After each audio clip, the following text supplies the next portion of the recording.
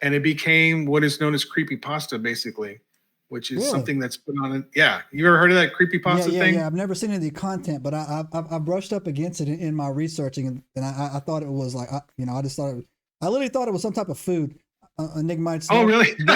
don't judge. Yeah, the pasta. It's really creepy. Yeah. Don't eat it. So No, it's I thought somebody was basically being clever, like they would just make like a clever thing, like creepy pasta, like they would dress up in a ghost and like make like spaghetti. yeah. That's just how my mind went through it. Right? Well, oh yeah. I mean, I get that, but the thing, it's basically anything that is put out into the internet, Mhm. right?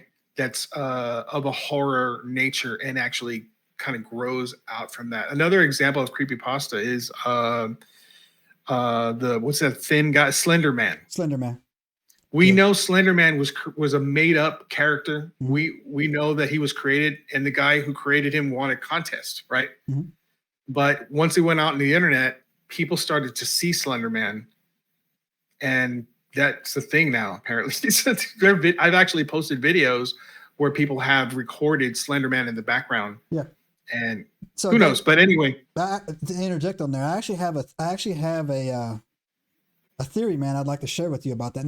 please. Not specific to the Slender Man phenomenon. Uh-huh.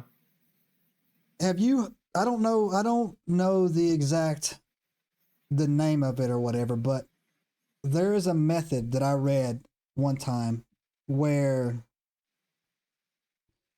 So, have you ever heard about this thing called laws of attraction Yes. and things like that? Yeah. So I read a story one time. It didn't make my show because, like I said, it drifted. I couldn't find enough resources to back it up. But evidently there was a story about these women, and they thought they were Wiccas or something or whatever. They were into some type of like dark whatever, and they decided to do a thought experiment where they sat down, and for like a week they would get together for about 15 20 minutes 30 minutes or whatever, and they would visualize a boy.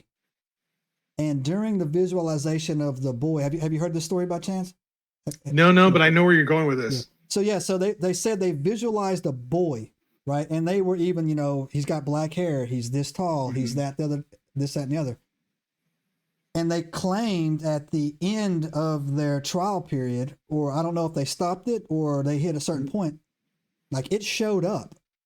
And they were talking about how they would see it in like the grocery store, or it would see it knocking on like a door, or they would hear it. And they said that it was actually becoming very scary, they use the term hyper aggressive. Mm-hmm. And the point where they actually had to bring in another little clutch of, well, I don't know, a coven or whatever you call those witches or whatever, to come in Right. and do a reverse type of, they imagined it pushing it away, doing it away, or getting rid of it. And it makes me think, and I talked to several other people. I use that loosely, not literally three. So like three other people, right? So three other people about that. If your focus can determine your reality, is it possible to literally think something into existence? And like I said, that's so far fetched. But it just, it's something that when you look into what you and I look in, man, you just can't totally rule that out. You know what I'm saying, bro? Right. Yeah. So that's an interesting story. I've never heard that story, which is freaking amazing story. Yeah. So can you will something into existence? Now imagine you're talking about just a handful of women, right? Doing this. Yeah. Imagine the whole of the internet being like just enamored with the idea of Slender Man. Yeah.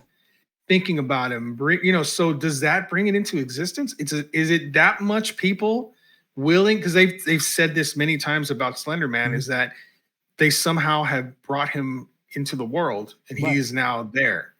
And so, and you heard of I'm sure you've heard of the case of the two young girls that murdered their friend for Slender Man.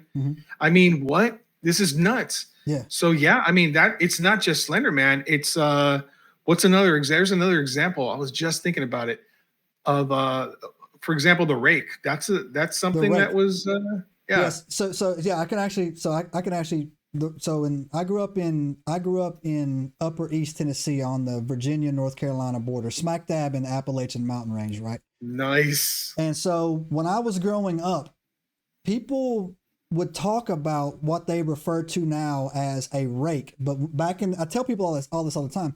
They didn't call it the rake back then. Yeah. And so what they would call it was they would call it a snipe. That's what they used to refer to it as a snipe. A snipe. A snipe. And so what they would warn you about is, I don't know if you've ever studied any of the missing 411 cases where hikers would go into the woods and there'd be 4 of them, right? And then all of a sudden the third man back would just completely disappear, and 1 and 2 and 4 had no idea where he went, right?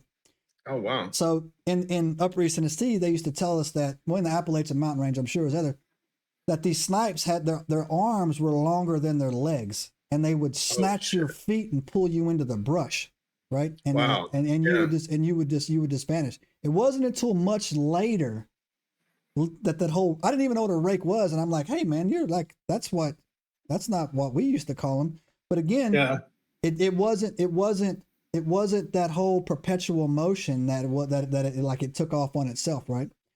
We were just actually having a conversation, Enigma. It's about Drewski at Cryptid Warfare podcast over there. Yay. Drewski on my show, you can go look it up. I can't remember the number it is. Him and his boys spelunked into a cave and they encountered a rake in the back. Shit. And they had to haul ass out of there. Like Drew was literally they had to rappel into the hole, right? Yeah. And then when they were into the hole, they lined up in their stack, which is basically a straight line. Mm-hmm. And as they were looking around, they went into this cave about, I don't know, 20 or 30 feet. And one of them cut across.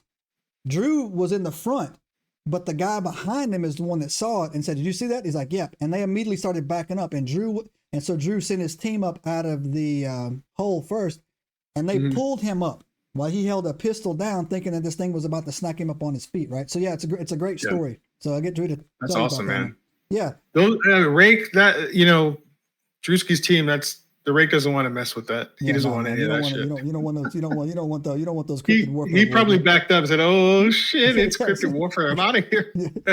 I'm out. By the way, shout out to Drewski on that art you got behind you, bro. That's awesome. I can see it's Drewski's influence all over the place. Yeah. Subscribe now and turn on the notifications to join us on this extraordinary journey into the unknown.